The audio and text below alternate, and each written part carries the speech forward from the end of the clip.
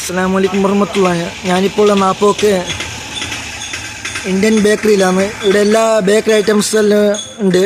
പിന്നെ കുർക്കുറെ അങ്ങനത്തെ എല്ലാം ഉണ്ട്. കേക്ക്, ജിലേബി, പപ്സ്, ലഡ്ഡു എല്ലാം ഉണ്ട്.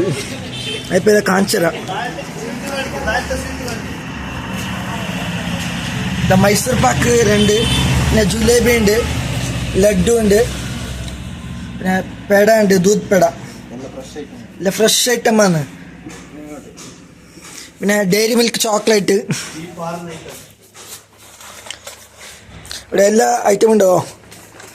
കേക്ക് ഉണ്ട്, പിന്നെ ബിസ്ക്കറ്റ്, ചൂട് ചൂട് പപ്സ് ഉണ്ട്. ഇതാ ഇവിടെ കുറെ ബിസ്ക്കറ്റ് ഉണ്ട്.